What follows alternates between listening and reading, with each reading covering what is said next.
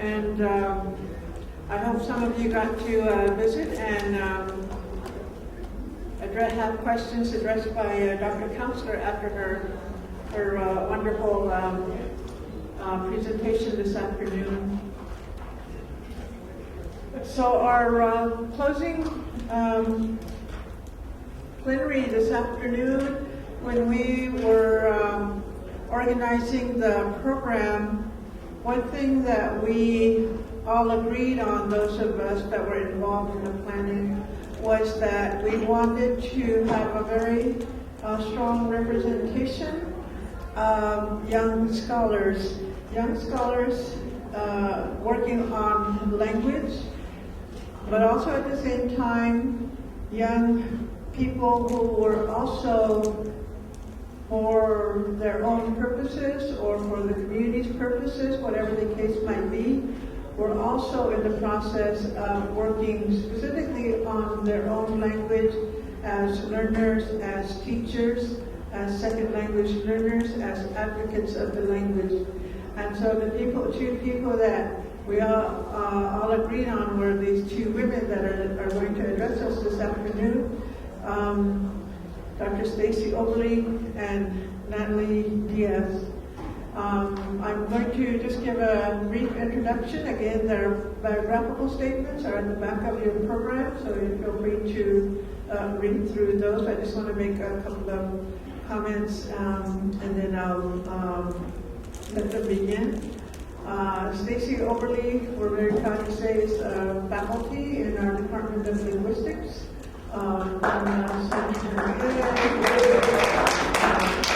She's also an alum of ALDI, so we're also very, very proud of that.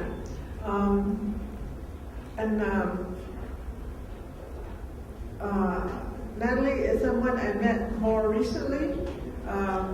Natalie is, I met her first as a poet, because she's a published poet and a wonderful poet, so if you get a chance, you should find her work, and we will bring her back as a poet very soon as part of ALDI or our university lecture series that ALDI hosts throughout the year.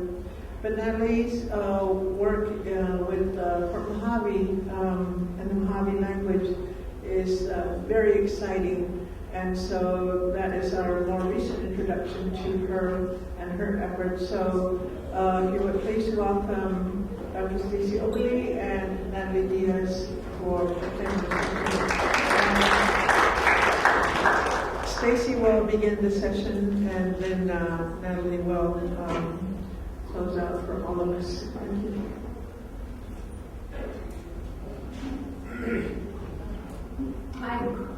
Nương nương nhiều chi mà mach, nương đi no mà mach, qua mà mach, nương nương đi mà bắt cái minus Mia Mary Inez Cloud, Masura đi no mà mach,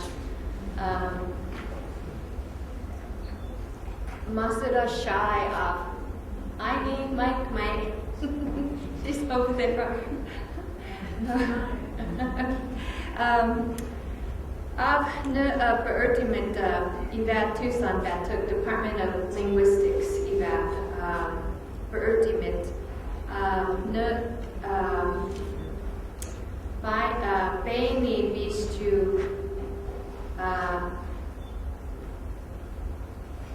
go away. My name is Stacey Oberly, but my youth name is Wachimamach, which I really like to be called. It means antelope woman, and it's the name I got when I transitioned from being a girl into a woman. I was really glad to get a new name because my girl name was Go Girl. And there's two reasons for that. One is when I was born, my mother said I couldn't tolerate formula. So all I could drink and what kept me alive was goat milk.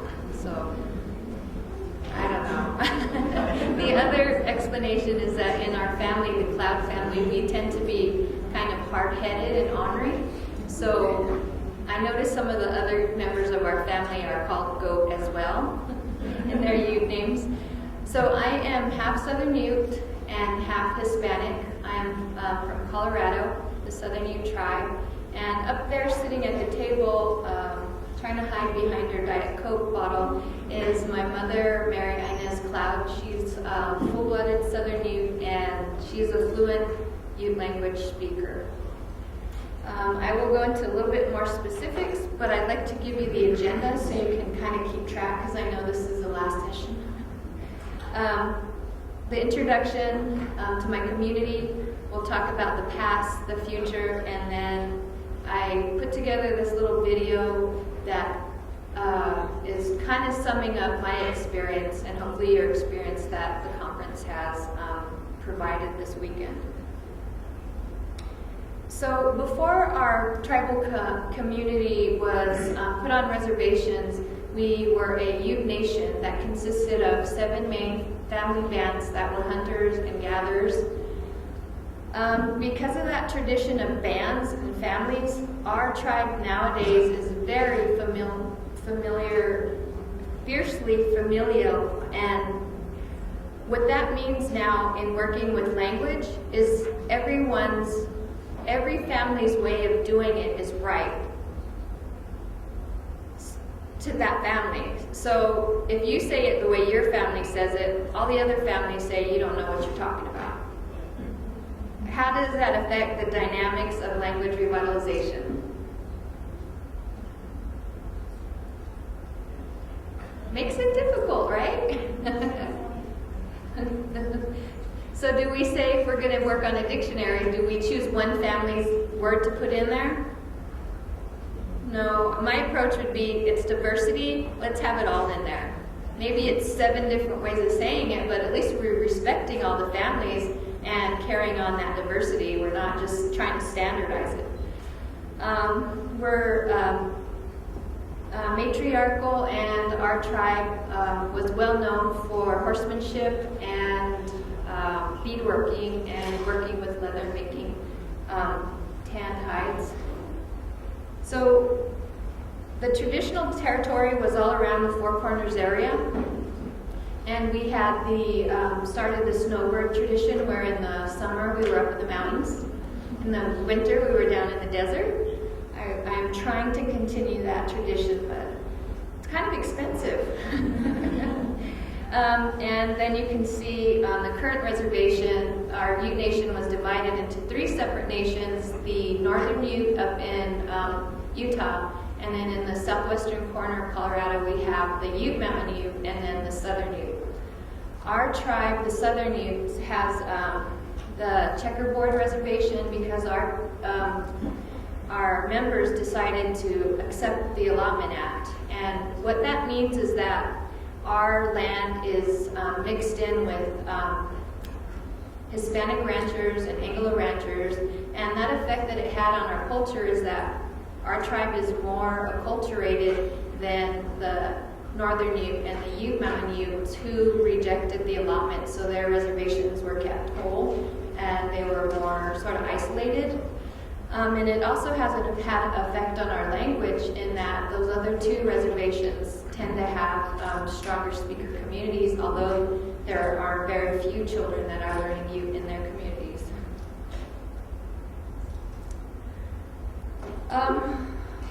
The Southern Ute tribe is mainly made up of 2 family bands, the Muach and the Kaputa, and we call ourselves the Pinu Nuchu. Pinu comes from the Spanish word for the Pine River, and then Nuchi is a person, and then the U at the end makes it plural, so we're the people of the Pine River.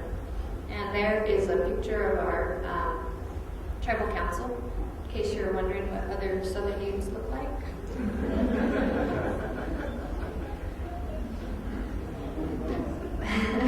Our language is from the Numic branch of Northern Ute-Aztecan and Southern Numic. Closely related languages are Southern Paiute, Chemehueve, and I always have a hard time saying that every time I say it. Huayasu. My father-in-law is Comanche, and I could understand some of his words that he knew. So that's what family branch we come from, and we have about 1,400 tribal members and about 40 fluent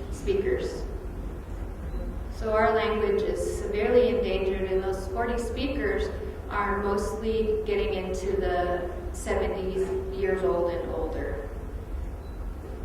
And there's an example of our wonderful beadwork there. What I wanted to do is to try to get you to speak a little so you don't fall asleep. But if you just look at this video and I could get some few comments of what are your feelings and what are your hopes when you see this? Hopefully you can.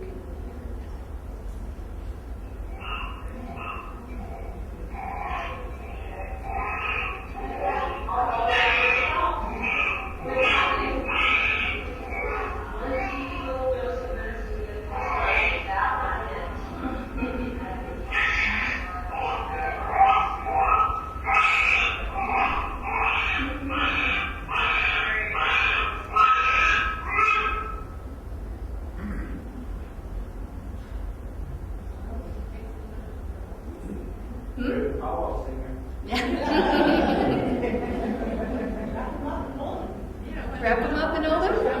She's so mean, she's clean. But when you hear his first cries, this is a brand new baby. What does it make you feel like?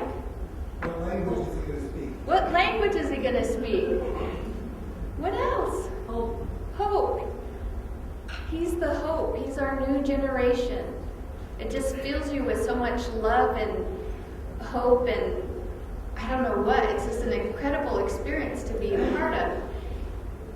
And I think we got to keep that in mind when we're doing our language work because sometimes it's hard. And sometimes we get bogged down because that lady told me my mother doesn't know how to speak you right.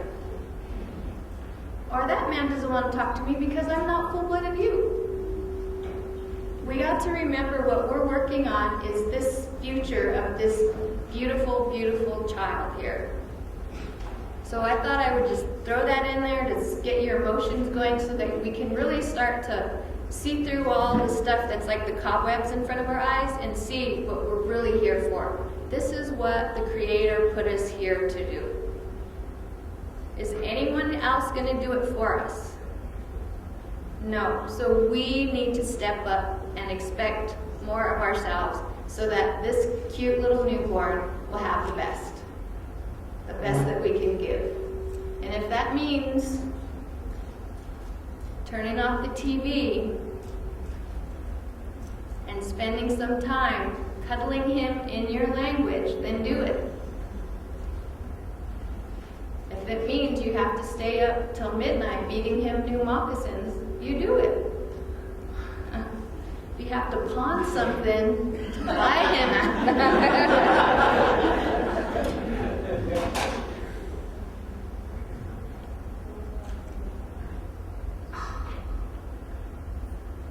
Okay, so that video just brings to mind the spiritual and the emotional responsibility that we have towards the next generation. And in our community, we have this thing we call the Ute Circle of Life. And I know other tribes have it. Some people call it a tree of life or medicine wheel. And this is something that in your community, you just know and you understand if you have it in your community. You just know that you have this sort of organization about how you view the world. And in ours, we have the 4 directions. And in each of the areas around the circle, you have the parts of what you need to be a complete human. You have the mental, the spiritual, the emotional, the physical. It also shows you have the connections to air and earth and fire and water. And you know that you're connected to all of those elements and they're all part of who you are. And I'm thinking, we have this knowledge, we have this understanding, it's built into us, that's how we see the world. We know that we start out as infants, then we get to our youth, then we get to adults and our elders. We know that there's spring, summer, fall, and winter, and we know that it's all a big cycle, and we know what ceremonies belong at each stage or at each cycle. So this organizes who we are as people. It's there. My question is, why haven't we applied this to how we teach our languages.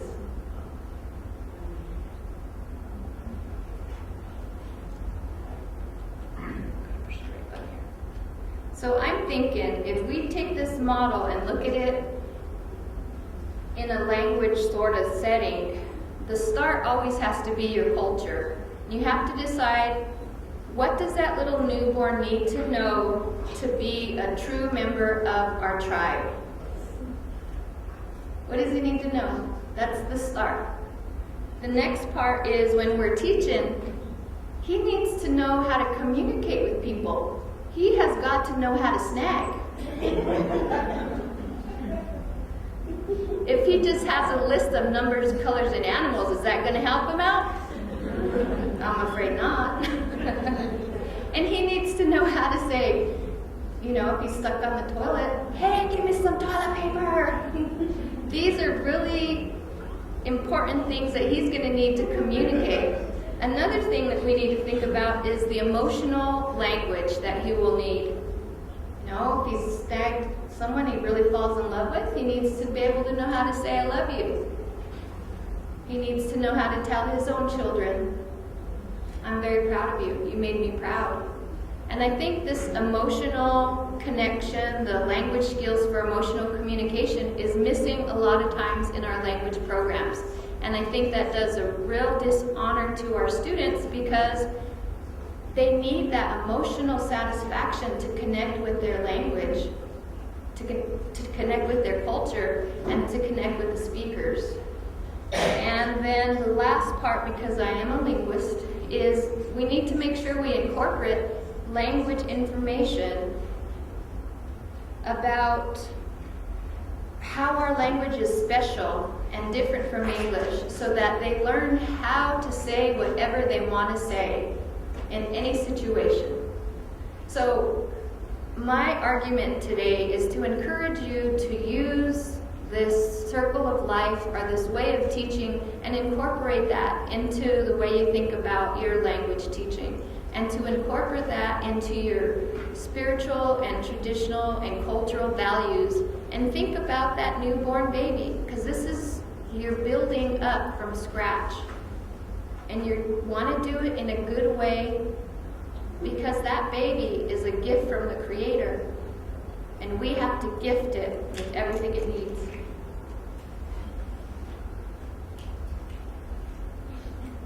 So here I am going all philosophical over here, preaching about the language. But for many years, I was a youth language teacher that spoke English to my kids. I have two older daughters, a 16-year-old and a 13-year-old. And I thought, my youth just is not good enough to speak to them. It's going to be awful. They're going to talk you all crazy. I don't want to do that to them. But then I had my son who's 3, and I said, dang it, what kind of person am I? Being all perfectionist on myself? That's not how the Creator wants us to be. We have to always try, and we have to do our best.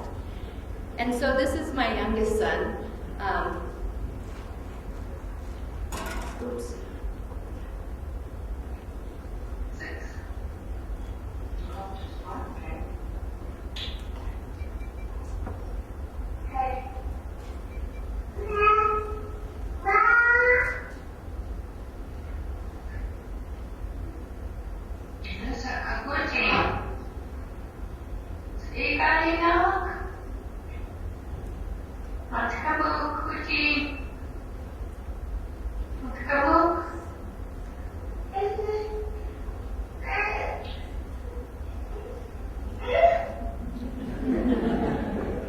So we were visiting his Kagucha's house up in Colorado, and she got up and she left the table, and he was calling her, because he can't really talk yet. And I told him, where's Grandma? Is she in the bathroom? And he was really thinking about it. He was understanding me. The one who can't speak to you perfectly can understand me. And then I said, are you full? Are you done eating? And he said, you know? So this, just talking to him in any old way that I possibly can, is giving him so much more than I ever got. And if he does that, continues that cycle with his family, we'll have something.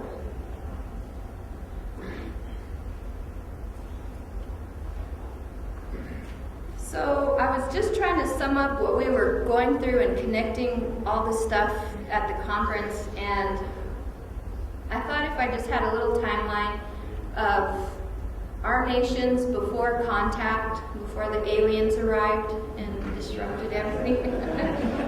Everything was done through the indigenous language, and all the learning was provided by the community, which empowered the community. And then we had contact. Everything got turned upside down until I put 1990 because that's when NALA was passed, where all the language switched from in our indigenous languages to English, and then where all our education was in control of outside communities, not our own communities. I said most because there are cases where there were, like the Freedom School and the work in Hawaii and the Maori communities, the Blackfoot communities. So there are examples out there, but that's why I put most. And then now, what I'm hoping for, and I see in the future, is that we'll start moving towards all of our learning in the indigenous language, starting from the home, and it being based in the community. That's the ideal. So what we have to do is figure out step by step how are we going to do that. And I like the previous presenter, April's, all the steps were there. We got to start lobbying the powers that be to get our voices heard, and sometimes we have to be disrespectful and loud and get our needs heard. But it's all, she lined it all out for us, so I don't think I have that much more to say. So now what I'd like to see for the future, coming from a woman from a matriarchal society, this is not my original idea, but I really like it, is I went to a talk given by a Maori activist, and he was saying that when they started out with their language programs, they didn't have in mind just saving their language. They had in mind of retaking their country. They wanted the Maori lands back. They wanted to take charge of their education, every part of their country.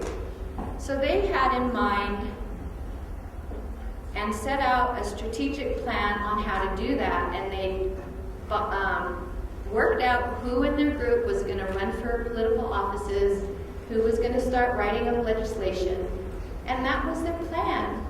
And it probably still is their plan. I haven't checked lately, but isn't that awesome if we all decided we were going to take back our own indigenous lands here? So, you'd have certain people in this group that will be running for political offices soon. So it's thinking about the big picture so that you can help the newborn get to where it needs to be, and our communities to be healthy in all the areas that needs to be healthy. And I think a great place to start, well, not start, but side-by-side plans, world domination, is taking back your home, your language of your home. Like one of the speakers said, it doesn't cost anything to speak the language in your home. It's free. So do it. And immersion is the way to go, but April had all these other cool things that we need to start looking into, but using those techniques and models, but bringing it into our philosophy and ways of viewing the world so that it makes sense to us, so that we have a master plan that is ours and is for the people of the future, for that little guy that's going to be a good singer. So right now I'd like you to just think about the newborns in your family and think about a roadmap for them, a plan, and what your definition for success is. What is the next step for that little guy that's crying there? Of course, we got to swaddle him, slap him in that cradle board, carry him with us, do all these things. But I like the idea that was presented, and April talked about it as well, is having these different stages of fluency. And the Where Are Your Keys guys was talking about it in his presentation. And the first level he was saying was like Tarzan, but I think more for us it would be like Tonto. You know, he's got a lot of words, but not very expressive. Is that the goal we want for our little newborn? Nope. I don't think so. Okay. Second level, Victor, he can talk some. Pretty nice to look at. Can probably snag. So that's the next level.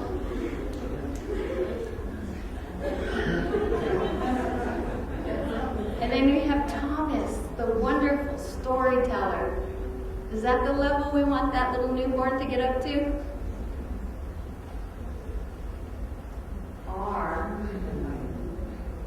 Find Deloria. Is he going to be the new Find Deloria?